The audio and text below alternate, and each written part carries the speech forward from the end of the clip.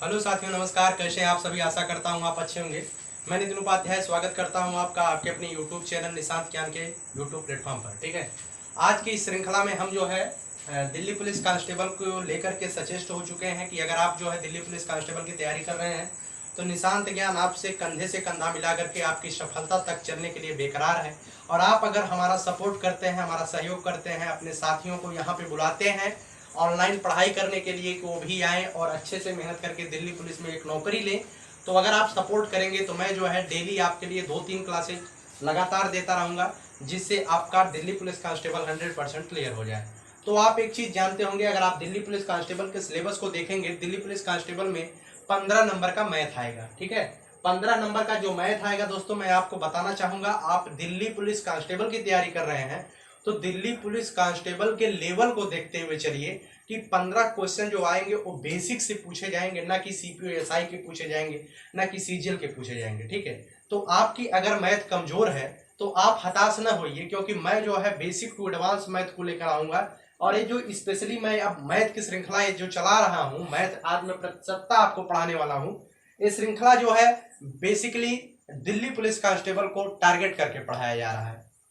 ठीक है, इसमें हम एक सिलेबस के अंदर बंधे हुए हैं, हम उसी चीज को पढ़ाएंगे जो दिल्ली पुलिस कांस्टेबल में पूछा जा सकता है। ठीक है, तो बेसिक टू एडवांस लेवल तक वही क्वेश्चन पढ़ाए जाएंगे जो कांस्टेबल के लेवल के रहेंगे। ठीक है, तो आज जो है प्रतिशतता की शुरुआत कर चुका हूं। मैं आपसे एक आग्रह करना चाहूंगा, अगर आप चैनल पर पहली बार विजिट कर रहे हैं, पहली बार देख रहे हैं, तो चैनल को सब्सक्राइब करके बेल आइकन को प्रेस कर लीजिएगा, जिससे नई वीडियो का अपडेट आपको मिलता रहे।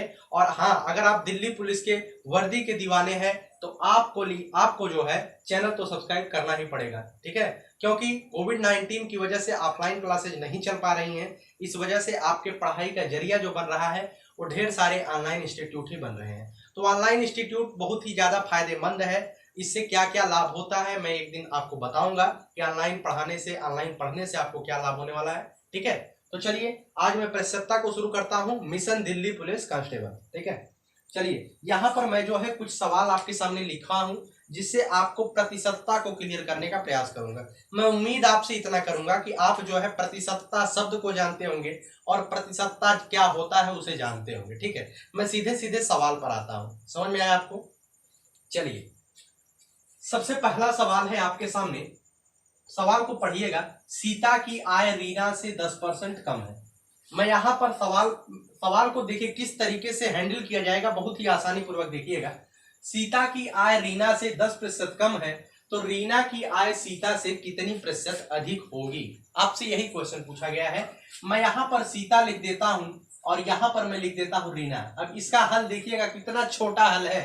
सीता की आय रीना से 10% कम है, अर्थात रीना की आय अगर 100 रुपया है तो सीता की आय कितनी होगी?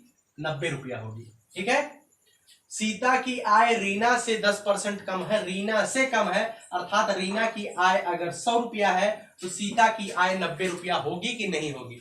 यहां तक आपका क्लियर हो गया। ठीक है, तो आपसे पूछा गया है रीना की आय सीता से कितने प्रतिशत अधिक होगी।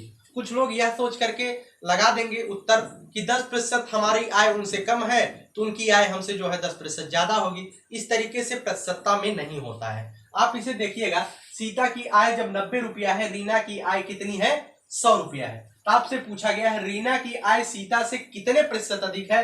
अब बताइए रीना की आय कितना अधिक है, सबसे पहले बताइए कितना अधिक है। तो आप बताएंगे रीना की आय जो है, रीना की आय सीता से 10 रुपया अधिक है। कितनी अधिक है? 10 रुपया अधिक है। अब रीना से अगर 10 रुपया अधिक है तो पूछा गया है रीना की आय सीता से कितने प्रतिशत अधिक है। ये तो रुपया में आया है ना, तो कितने प्रतिशत अधिक है रीना की आय, मैं बताता हूं। रीना की आय कितने प्रतिशत अधिक है, आपने जो वैल्यूएबल वैल्यू निकाला वो 10 रुपया निकाला। कितना निकाला? 10 रुपया। अब रीना की आय सीता से, जिसकी बात की जाएगी सीता से, तो सीता की आय को हम नीचे रखेंगे, ध्यान रखिएगा। जिससे कहा जाएगा तुलना करने के लिए उसकी आय ही नीचे रखेंगे। सीता की आय कितनी है? 90 रुपया है। और परसेंटेज में बदलने के लिए हमेशा 100 से गुणा करते हैं, और यहां पर आप 100 से गुणा कर दीजिए, एक जीरो से एक जीरो कैंसिल हो जाएगा, 100/9 आ जाएगा। ठीक है, 11 सही 1/9%। ठीक है, कितने प्रतिशत अधिक है? 11 सही 1/9%। ठीक है, तो उम्मीद करूंगा यह सवाल आपको समझ में आ गया होगा। बिल्कुल बेसिक से सवाल को समझने का प्रयत्न करिएगा, सवाल कठिन बिल्कुल नहीं होता है। देखिए, दिल्ली पुलिस कांस्टेबल में इसी तरीके के सवाल पूछे जाएंगे, बहुत ही आसान सवाल पूछे जाएंगे। जब आप प्रीवियस ईयर के पेपर को उठा करके एक बार एनालाइज करेंगे तो आपको पता चलेगा दिल्ली पुलिस कांस्टेबल में पेपर का लेवल क्या होता है। ठीक है, तो चलिए दूसरे क्वेश्चन पर चलते हैं। आपके सामने दूसरा क्वेश्चन क्या है?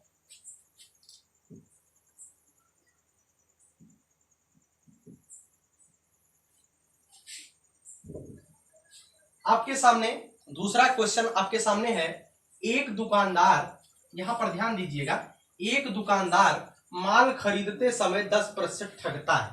माल खरीदते समय 10% ठगता है और बेचते समय 30% ठगता है, तो दुकानदार को कुल कितने प्रतिशत का लाभ होगा? तो मैं आपको इस सवाल को पढ़ाने से पहले एक बेसिक सा कॉन्सेप्ट आपका क्लियर करने वाला हूं। जो है, आप अगर बेसिक लेवल की तैयारी कर रहे हैं तो आपको यह जरूर जानना चाहिए। जब कहीं पर, ध्यान रखिएगा, मैं एक फार्मूला लिखता हूं, इसे आसानी से ध्यान रखिएगा। जब कहीं पर एक वस्तु को खरीदने पर पहले x% का लाभ होता है और दोबारा जो है y% का लाभ होता है, तो कुल जो परिणामी लाभ होगा दोस्तों, कुल परिणामी लाभ जो होगा, इसे ध्यान रखिएगा, परिणामी लाभ, पहले x% का लाभ हो रहा है, दोबारा y% का लाभ हो रहा है, तो परिणामी लाभ होता है x + y + xy/100। इतना होता है परिणामी लाभ। ध्यान रखिएगा, अगर आपसे कहा जाए x% का लाभ होता है तो लाभ की जगह पर प्लस लीजिएगा। अगर आपसे कहा जाए y% की हानि होती है तो हानि की जगह पर माइनस लीजिएगा, और यहां पर प्लस माइनस वही रख करके उत्तर आप प्राप्त कर लीजिएगा। चलिए हम सवाल पर चलते हैं। सवाल के माध्यम से मैं आपका यह डाउट क्लियर करूंगा, इसे आप लिख लीजिएगा। जब किसी वस्तु पर पहले x% का लाभ हो, दोबारा y% का लाभ हो, तो कुल परिणामी लाभ x + y + xy/100 होता है। इसे ध्यान रखिएगा। ठीक है, तो बेसिक लेवल की आप तैयारी कर रहे हैं तो मैं बार बार कह रहा हूं, बेसिक से ही क्वेश्चन उठाए जाएंगे और ऐसे ही क्वेश्चन 100% आपकी परीक्षा में देखने को मिलेंगे। ठीक है, तो इसे आप उतार लिए होंगे। अब चलते हैं, मैं आपको क्वेश्चन बताता हूं, क्वेश्चन किस तरीके से हैंडल करेंगे। एक दुकानदार माल खरीदते समय 10% ठगता है, मतलब पहला परसेंटेज तो लाभ हो रहा है। ठगना का मतलब दुकानदार को तो लाभ ही हो रहा है। ठगना का मतलब क्या है? दुकानदार पहले 10% लाभ कमा लेता है, दोबारा बेचते समय 30% ठग लेता है, मतलब 30% का लाभ कमा लेता है। अब देखिएगा, पहले मैंने कहा जब लाभ कमाएगा तो हमेशा प्लस करिएगा। ठीक है, अब आपके सामने एक फार्मूला है x + y + xy/100। ठीक है, तो टोटल दुकानदार को कुल कितने प्रतिशत का लाभ हुआ यही पूछा गया है, परिणामी लाभ कितना हुआ। तो x की जगह पर आप 10 रखिएगा, अगर हानि होता तो हम x की जगह पर -10 रखते हैं। ठीक है, अब y की जगह पर 30 रख दीजिए, 10 धन 30 धन 10 × 30/100 यहां पर लिख दीजिए, 0 से 0 कैंसिल कर दीजिए, 30 × 10 = 40, 40 धन 3 43%। कितना आ गया? 43% टोटल। जब यहाँ पर धन का चिन्ह आएगा, यहाँ पर जब प्लस धनात्मक चिन्ह आएगा तो हमेशा क्या होगा? लाभ होगा। ठीक है, तो दुकानदार को कुल 43% का परिणामी लाभ हुआ है। ठीक है, तो उम्मीद करता हूं दूसरा भी सवाल आपको आसानी से समझ में आ गया होगा। चलिए चलते हैं, तीसरा सवाल कुछ अलग है। देखिएगा, थोड़ा सा धीरे धीरे सवालों का लेवल बढ़ता जाएगा और सवाल के लेवल के अनुसार आप पढ़ते चलिएगा। तीसरा सवाल है, तीसरा सवाल ये है, एक व्यक्ति जो है, एक व्यक्ति की आय पहले 10% बढ़ गई, बाद में 20% बढ़ गई। पहले कितना बढ़ती है? 10% बढ़ती है। जब बढ़ रहा है तो हमेशा प्लस कहें लिखेंगे, और बाद में 20% बढ़ रहा है तो यहां भी प्लस हो जाएगा। ठीक है, तो इस प्रकार व्यक्ति के आय में कुल कितने प्रतिशत की वृद्धि हुई? ठीक है, तो प्रतिशत की वृद्धि के लिए मैंने बताया है x + y + xy/100, मतलब 10 × 20/100। ठीक है, अब यहां से 0 से 0 कैंसिल कर दीजिए, यहां पर 10 10 20 30 हो गया, 30 धन 2 = कितना आ गया? 30 धन 2 = 32%। जो व्यक्ति की आय में कुल परिणामी वृद्धि हुई है, पहले 10% की वृद्धि हुई है, बाद में 20% की वृद्धि हुई है, तो व्यक्ति के आय में कुल जो परिणामी वृद्धि हुई है वो कितनी हुई है?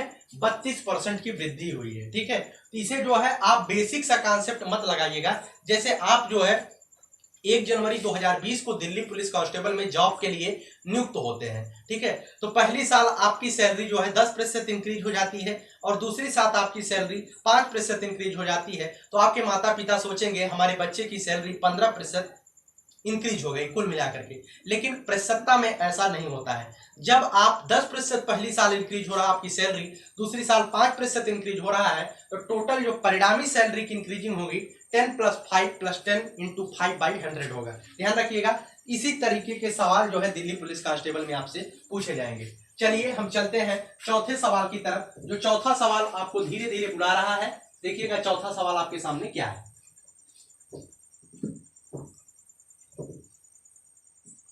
तो चौथा सवाल आपके सामने दिया गया है, इसे भी बहुत इत्मीनान से देखिएगा, क्योंकि ऐसे भी सवाल परीक्षाओं में पूछे जाते हैं जहां पर हम और आप जो है थोड़ा सा भ्रम की स्थिति में पढ़ करके सवाल को बेसिक से लगाने का प्रयत्न करते हैं और सवाल हमारा गलत हो जाता है। ठीक है, चलिए देखिएगा, ये बिल्कुल पहले की तरह ही मैं सवाल इसे लगाऊंगा, तो सवाल को पढ़िएगा पहले। एक आयत की लंबाई 20% बढ़ाई गई। पहले आयत की लंबाई को 20% बढ़ाया जाता है, अर्थात प्लस किया जाता है। उसके बाद चौड़ाई को 10% घटाया जाता है, मतलब -10 यहां पर करिएगा। जब बढ़ाया जाएगा या जब लाभ होगा तो वहां पर हमेशा प्लस लेंगे, और जब हानि होगी या घटाया जाएगा तो हमेशा माइनस लेंगे। ठीक है, तो एक आयत की लंबाई को 20% बढ़ाई गई और चौड़ाई को 10% घटा दी गई, तो उसके क्षेत्रफल में कुल कितने प्रतिशत का परिवर्तन हुआ, आपसे यही सीधे सीधे पूछा गया है। ठीक है, तो यहां पर ध्यान रखिएगा, उसके क्षेत्रफल में अर्थात पहले 20% बढ़ाया गया, उसके बाद 10% घटा दी गई, तो क्षेत्रफल में कुल परिणामी परिवर्तन पूछा गया है। सेम पहले तो हम 2 सवाल लगा चुके हैं, सेम उसी फार्मूले पर इसका यूज करिए और उत्तर आसानी से प्राप्त कर लीजिए। ठीक है, तो इसमें कुछ नहीं करना है, क्षेत्रफल में परिवर्तन, क्षेत्रफल में जो परिवर्तन होगा मैं उसे लिख दे रहा हूं। ठीक है, बिल्कुल पहले सवाल की तरह लगाइएगा, x + y + xy/100। ठीक है, यही फार्मूला आपको याद रखना है परिणामी परिवर्तन के लिए। ठीक, चलिए x की जगह पर आप 20 लिखिएगा। अब यहां पर बात आती है, y की जगह पर आपको -10 लिखना है, क्योंकि घट रहा है। ठीक है, यहां पर -10 लिख दीजिए, प्लस 20 × -10/100 करिएगा। ठीक है, जहां पर घटेगा वहां पर हमेशा माइनस, जहां पर बढ़ेगा वहां पर हमेशा प्लस करेंगे। ठीक है, चलिए 2 जीरो से 2 जीरो यहां पर कैंसिल कर दीजिए, 20 - 10। ठीक है, और यहां पर -2 हो जाएगा, कितना होगा, -2 हो जाएगा। 2 × 1 = 2, -2 और माइनस प्लस का गुणा माइनस, 20 - 10 -2 हो गया। ठीक है, तो 20 - 12 हो गया। 20 में से जब आप 12 को घटाएंगे तो 8% आ जाएगा। तो ये 8 जो आ रहा है ये हमेशा +8 जो है प्लस में आपको प्राप्त हो रहा है ना, तो क्षेत्रफल में हमेशा वृद्धि होगी, और वह वृद्धि कितने % की होगी, 8% की होगी। ध्यान रखिएगा, यह सवाल आपको आसानी से याद हो गया होगा, और बहुत ही आसान है सवाल को हल करना, सवाल को हैंडल करना। ठीक है, तो मैं अभी जो है एक टाइप पर, जैसे इस टाइप पर एक ही सवाल आपको दिया हूं, अभी ढेर सारे क्वेश्चन आपके सामने आने वाले हैं। आप प्रैक्टिस करिएगा, प्रैक्टिस करने से आपका जो थोड़ा सा लगाने की स्पीड है, एक्यूरेसी है, वो थोड़ी सी बढ़ जाएगी, लेकिन आप सवाल को समझ जाएंगे। डाटा परिवर्तित, मैं आपसे बार बार बताता हूं कि परीक्षा हाल में जब आप जाएंगे और आप हमसे अगर दिल्ली पुलिस कांस्टेबल का मैथ पढ़ते हैं, रीजनिंग पढ़ते हैं, तो मैं दावा करता हूं डाटा अलग हो सकता है, लेकिन सवाल मैं अपने इसी व्हाइट बोर्ड पर और इसी मार्कर के नीचे से दिला दूंगा। इसी मार्कर के नीचे से एक एक सवाल आपको दिलाऊंगा, अगर आप हम पर विश्वास करते हैं। ठीक है, एक आयत के लंबाई में 20% वृद्धि हुई, हम यहाँ पर +20 लिखे हैं, और चौड़ाई में 10% की घटोत्तरी हुई, यहाँ पर -10 लिखे हैं। उसके क्षेत्रफल में कुल कितने प्रतिशत का परिवर्तन हुआ, तो यहाँ पर x की जगह पर +20 और y की जगह पर -10 लिख करके सवाल को सॉल्व किया। जो लास्ट परिवर्तन हमें मिल रहा है वो 8% का मिल रहा है। अगर यही 8% माइनस में मिलता तो हम कहते क्षेत्रफल में 8% की कमी हुई, लेकिन 8% जो है यहाँ पर प्लस में मिल रहा है, इस वजह से हम कहेंगे क्षेत्रफल में 8% की वृद्धि हुई है। ठीक है, तो उम्मीद करूंगा चौथा सवाल आपको आसानी से समझ में आ गया होगा। चलिए चलते हैं 5वें सवाल की तरफ। Mission Delhi police constable. आपको मैं एक चीज बताना चाहूंगा, अगर आपको किसी मोटिवेशन की जरूरत हो, आप जो है लगातार पढ़ाई नहीं कर पा रहे हैं, देखिए किसी भी चीज को करने के लिए मेहनत की दरकार होती है और मेहनत का कोई जोड़ नहीं होता है। अगर आप जो है पढ़ाई आपकी नहीं हो पा रही है, आप 2 घंटा पढ़ने के बाद बोर हो जा रहे हैं, तो आप अपने माता पिता के उस कर्तव्य को देखिएगा जिसकी वजह से आपके लिए उन्होंने कुछ हौसला बुना है, कुछ सपने देखे हैं, आपकी वजह से उन्होंने अपने सपनों को त्याग करके आपको पढ़ाई में लगाया है। तो उस चीज को देख करके आप पढ़ाई करिएगा, किसी भी मोटिवेशन की जरूरत नहीं होगी। आप अपने माता पिता के वर्तमान परिस्थितियों को देखते हुए जब पढ़ाई करेंगे तो आपको मोटिवेशन की कोई जरूरत नहीं होगी। ठीक है, तो चलिए मैं धीरे धीरे बातें इस वजह से कर देता हूं कि जिससे आपकी पढ़ाई अनवरत तरीके से चलती रहे, क्योंकि देखिए हम और आप जो है एक जो मध्यम वर्गीय परिवार होता है उससे बिलोंग करते हैं। ठीक है, तो हमारे पास न हम बिजनेस कर सकते हैं, ना कोई अलग काम कर सकते हैं। हम कुछ काम कर सकते हैं, एक ऐसी काम है जो सरकारी नौकरी से संभव है। सरकारी नौकरी आपको मिल जाएगी तो आपका परिवार आजीविका जो है धीरे धीरे निर्वहित होता रहेगा। ठीक है, तो आप मध्यम वर्गीय परिवार से अगर बिलोंग करते हैं तो आपके लिए जरूरी है सरकारी नौकरी। तो सरकारी नौकरी दिल्ली पुलिस लेकर आया है, तो आप यहां पर अपना सुनहरा मौका भुना सकते हैं। जीवन में जो जीवन है हमेशा जो है यह हमेशा जो है स्वर्णिम अवसर नहीं प्रदान करता है। अगर आपकी लंबाई 170 सेंटीमीटर है, आप देखने में सही है, मेडिकली सही है, तो आप जो है जीवन का एक महत्वपूर्ण अवसर आपको मिला है। जीवन हमेशा अवसर नहीं देता है, ये अवसर आपके लिए स्वर्णिम अवसर हो और एक ऐसी तैयारी करिए जिससे आप जॉब पाने के बाद यह कह सके कि मैंने उस दरमियान इस तरीके से तैयारी की थी, इस तरीके से तैयारी कर थी, वह जो है ऐतिहासिक तैयारी थी। ठीक है, तो इस तैयारी को ऐतिहासिक बनाइए निशांत ज्ञान फैमिली से जुड़ करके। चलिए 5वें सवाल पर चलते हैं। 5वां सवाल थोड़ा सा इससे अलग है। एक घन की भुजा 10% बढ़ा दी गई तो उसके आयतन में कितने प्रतिशत का परिवर्तन होगा। यहां पर ध्यान देने वाली बात मैं आपको एक चीज बताना चाहूंगा। जो पहला सवाल मैंने चौथा सवाल बताया था वो आयत पर बताया था। किस पर बताया था? आयत पर बताया था। जो आयत होता है 2 डायमेंशनल होता है। क्या होता है?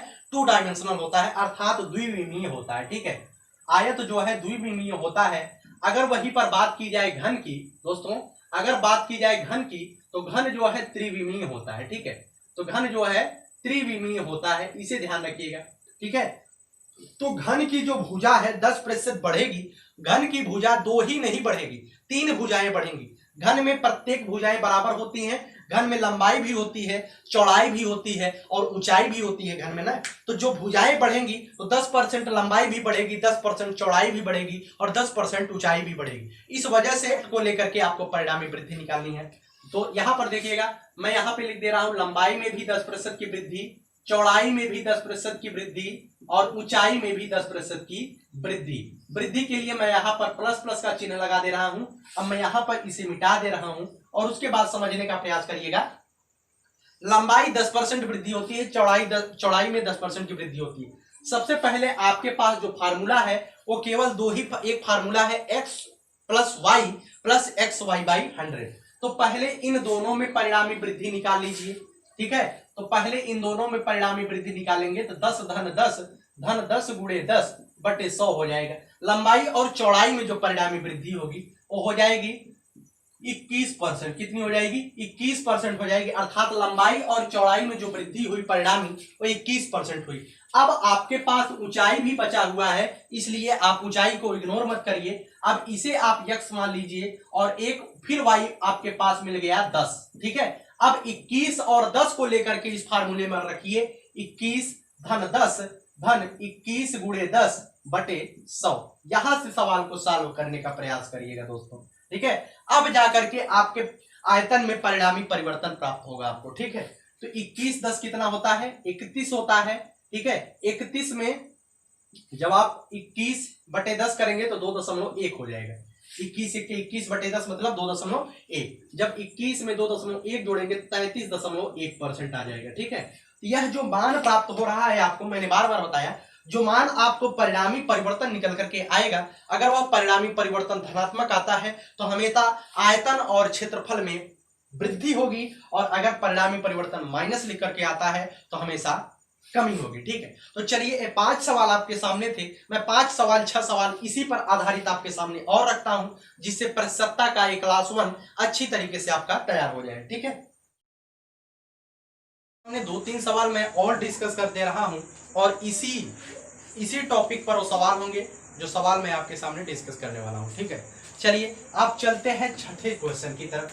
छठा क्वेश्चन आपके सामने है दोस्तों। एक वृत्त की परिधि 5% की वृद्धि हुई।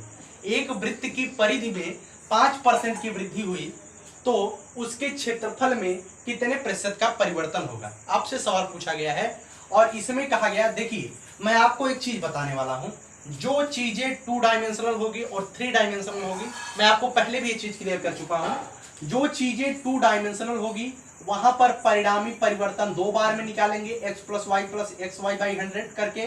ठीक है, अगर चीजें 3 डायमेंशनल में है, जैसे घन है, घन है, बेलन है, इस तरीके से है, तो जब चीजें 3 डायमेंशनल होगी तो वहां पर परिणामी परिवर्तन एक बार तो निकालेंगे ही, दोबारा से निकालेंगे, मतलब 2 का एक बार निकालेंगे जो आएगा, उसके बाद दूसरा निकालेंगे परिणामी परिवर्तन, ध्यान रखिएगा। ठीक है, तो चलिए आप बताइए वृत्त कैसा है, 2 डायमेंशनल है या 3 डायमेंशनल है? तो आप बताएंगे वृत्त जो है 2 डायमेंशनल है। जब वृत्त के परिधि में 5% की वृद्धि हो रही है, अर्थात 5% की वृद्धि जब वृत्त के परिधि में हो रही है, ठीक है, तो उसकी त्रिज्या में भी 5% की वृद्धि होगी। कितनी होगी? 5% की वृद्धि उसके त्रिज्या में भी होगी। समझने का प्रयास करिएगा, समझ में आया? उसकी त्रिज्या में भी 5% की वृद्धि होगी, उसके व्यास में भी वृद्धि होगी। तो ये जो है 2 डायमेंशनल है, इस वजह से उसके क्षेत्रफल में कुल कितने प्रतिशत का परिवर्तन हुआ, इसके लिए मैंने फार्मूला बताया, x प्लस वाई मतलब 5 प्लस 5 प्लस 5 इंटू 5 बाई 100। ठीक है, 5 पच्चे 25 चौका 100। ठीक है, तो आ गया 5 5 10 10 घन 1/4 मतलब कितना हो गया? 41/4%। ठीक है, कितना है? 41/4%। जो 41/4% आपको मिला है, ये 41/4% जो है प्लस में मिला है। इस वजह से यह क्या है? यह जो है वृद्धि हो रही है। अगर माइनस में ही मिलता तो वृत्त के क्षेत्रफल में घटोत्तरी होती, अर्थात कमी होती। ठीक है, तो उम्मीद करूंगा, देखिए यहां पर इसे इस तरीके से भी सॉल्व कर सकते हैं। 5 5 10 हो गया और 1/4 को आप लिख सकते हैं 0.25। क्या लिख सकते हैं? 0.25 लिख सकते हैं। ठीक है, तो 10.25% भी इसे आप लिख सकते हैं। ठीक है, तो चलिए उम्मीद है छठा सवाल आपको समझ में आ गया होगा। मैं फिर से आपको एक बार रिकॉल करा देता हूं। जब 2 डायमेंशनल होगा तो एक बार परिणामी परिवर्तन x plus y plus x y by 100 से निकाल लेंगे। अगर 3 डायमेंशनल होगा तो उसका 3 बार में परिणामी परिवर्तन आपको निकालना पड़ेगा। 3 बार का मतलब 2 बार, एक बार तो 2 का निकालिएगा, उसके बाद एक और का निकाल लीजिएगा। ठीक है, चलिए अब 7वें सवाल की यहीं पर मैं चर्चा कर दे रहा हूं। 7वां सवाल देखिए, दिल्ली पुलिस कांस्टेबल में ऐसे ही सवाल पूछे जाएंगे, बिल्कुल बेसिक से सवाल पूछे जाएंगे, केवल आपको समझना चाहिए।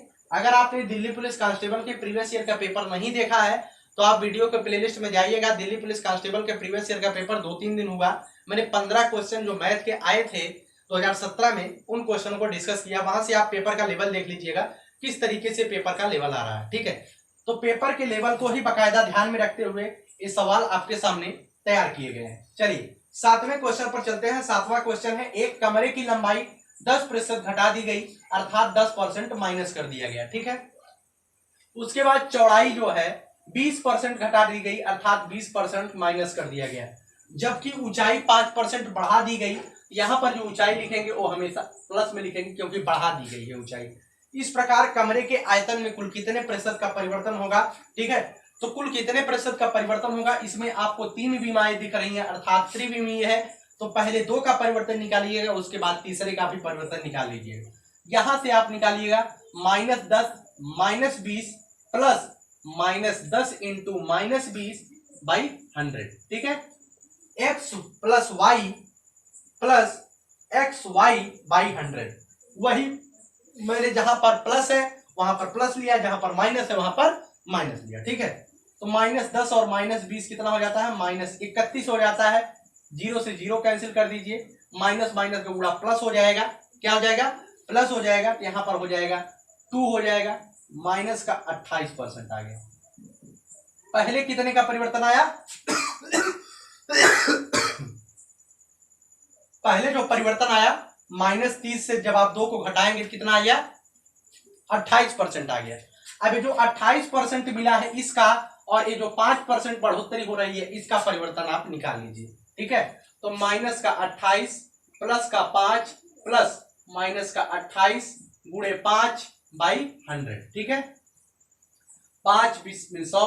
ठीक है, तो यहां पर से निकालिएगा 2 दहा में 20, 2 चौदहिया 28, तो माइनस 28 प्लस 5, यहां पर आप जब आप करेंगे तो हो जाएगा माइनस का 1.4।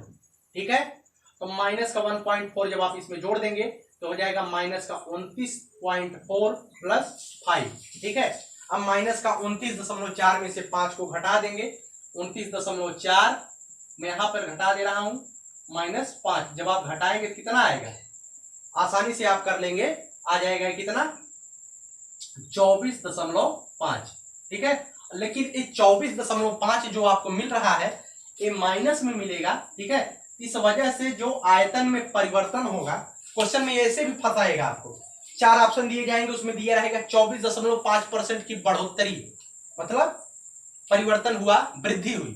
फिर दिया रहेगा 24.5% की कमी, फिर इस तरीके के ऑप्शन दिए जाएंगे। यहाँ पर देखिएगा परिवर्तन जो आपको मिला है वो माइनस में मिला है, इस वजह से 24.5% की कमी हो रही है। ठीक है, तो उम्मीद है कि सवाल आपको समझ में आ गया होगा। थोड़ा सा आप जब 2 3 सवाल 4 सवाल 5 सवाल पे प्रैक्टिस करेंगे आपका सब कुछ क्लियर हो जाएगा। ठीक है, चलिए आपके सामने एक सवाल मैंने और रखा है जो कि बिल्कुल बेसिक का सवाल है।